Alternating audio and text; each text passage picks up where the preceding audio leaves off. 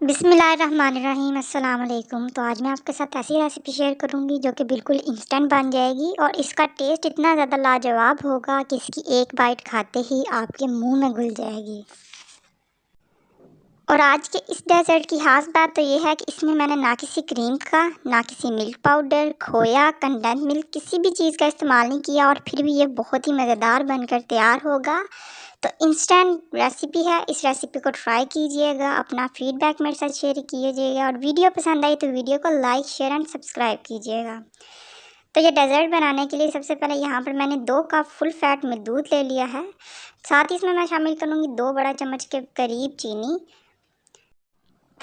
आप इस दूध में अच्छा सा फ्लेवर देने के लिए मैं इसमें शामिल करूँगी 2 से 3 साबुत इलायची। जब तक इस दूध में उबाल आ रहा है तब तक के लिए हम अपना कस्टर्ड मिक्सचर बनाकर तैयार कर लेते हैं। तो उसके लिए यहाँ पर मैंने कटोरी में एक चौथाई कप इसमें मैंने नॉर्मल दूध ले लिया है। साथ ही अब इसमें शामिल करूँगी मैं वनीला कस्टर्ड पाउडर 2 बड़े चम्मच के बराबर। ये शामिल करने के बाद इसको अच्छे तरीके से मिक्स करेंगे और इसका एक लम्प फ्री सा कस्टर्ड मिक्सचर बनाकर तैयार कर लेंगे जिसमें कोई भी गुठली ना हो। कस्टर्ड का आप कोई भी फ्लेवर ले सकते हैं जो भी आपको पसंद हो। तो साथ ही अब ये हमारा कस्टर्ड मिक्सचर बनकर रेडी हो चुका है। अब जब हमारा दूध था उसमें भी बॉल अच्छे से आ चुका है। अब इसमें जो कस्टर्ड मिक्सचर था ना वो शामिल करेंगे और इसको कंटिन्यूसली चम्मच हिलाते हुए पकाएंगे। तो बहुत ज़्यादा नहीं हम इसको गाढ़ा करेंगे, बहुत ज़्यादा गाढ़ा करेंगे तो जो हमारी ब्रेड है ना वो अच्छे से सोक नहीं करेगी और सॉफ्ट नहीं बनकर तैयार होगी। तो बस इसको आहिस्ता से हिलाते हुए हमने बस 4 से 5 मिनट के लिए इसको पका लेना है। तो बस हल्का सा ये जब मिक्सचर गाढ़ा होगा ना तो हमने फ्लेम को बंद कर देना और इसको अच्छे से ठंडा होने के लिए रख देंगे।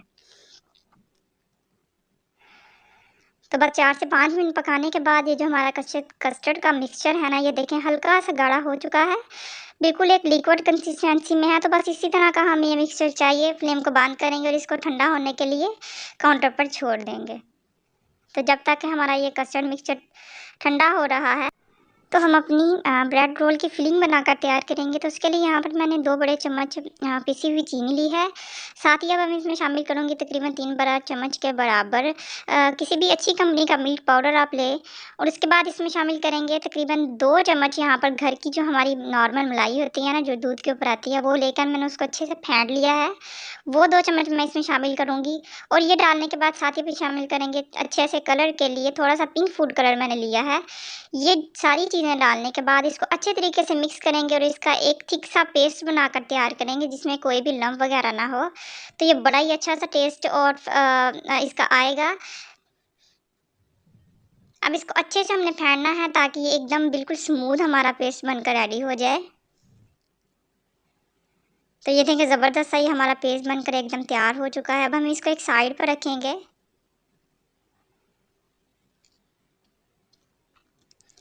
यहाँ पर मेरे पास ये 4 से 5 स्लाइसेस मैंने ब्रेड के लिए हैं।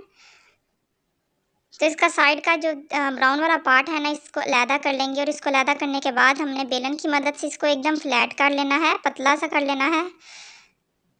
तो ध्यान ये रखिएगा जो आपकी ब्रेड हो ना वो ताज़ी होनी चाहिए। अगर आपकी ब्रेड जो है ना वो ताज़ी नहीं होंगी तो आपके जो रोल है ना वो टूट सकते हैं। अब जो हमने मिक्सचर बना के रखा था मलाई का, जो हमने मलाई बना के रखी थी वो हम इसके ऊपर अप्लाई करेंगे अच्छे से हर तरफ। तो चारों तरफ हम अब इस मलाई को स्प्रेड करेंगे अच्छे से और इसके बाद हम इसको बड़ी एहतियात के साथ एक रोल की शेप दे देंगे और इसको देखें इस तरीके से फोल्ड करेंगे तो ये ज़बरदस्त सा हमारा रोल बनकर तैयार हो जाएगा। तो कि देखें कितनी माशाल्लाह से सफाई से हमारा रोल बनकर रेडी हुआ है। तो सारे के सारे रोल हम इसी तरह बनाकर तैयार करेंगे। आप जिस भी प्लेट में आपने इन सारे रोल को असेंबल करना है उसमें रखें। और ये रखने के बाद यहाँ पर हमने कस्टर्ड का मिक्सचर बनाकर तैयार किया था ना वो भी हमारा अच्छे से ठंडा हो चुका है। तो अभी इसके ऊपर से हम वो अपना कस्टर्ड का जो मिक्सचर है ना वो इसके ऊपर पोर करेंगे, हर तरफ अच्छे से करेंगे ताकि जो हमारी ब्रेड है ना वो इसको सोक करें और हमारी जो रोल है ना वो एकदम नरम और बिल्कुल स्मूथ बनकर तैयार होंगे।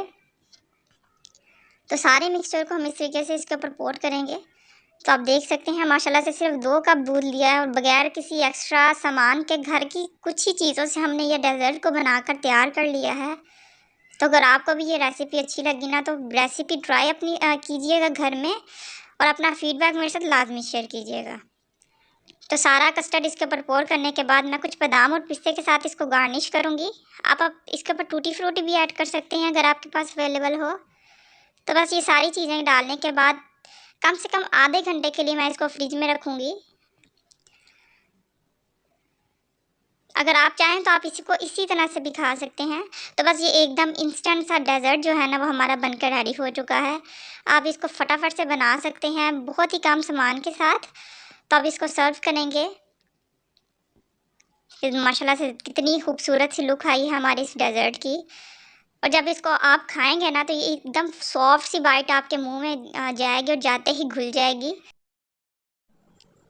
तो अगर आज की आपको वीडियो ये मेरी पसंद आई ना तो मेरी वीडियो को लाइक कीजिएगा और फीडबैक दीजिएगा कि आपको कैसी लगी ये मेरी वीडियो। तो चलिए मिलते हैं अगली वीडियो में किसी और यूनिक सी रेसिपी के साथ। तब तक के लिए अल्लाह हाफिज़।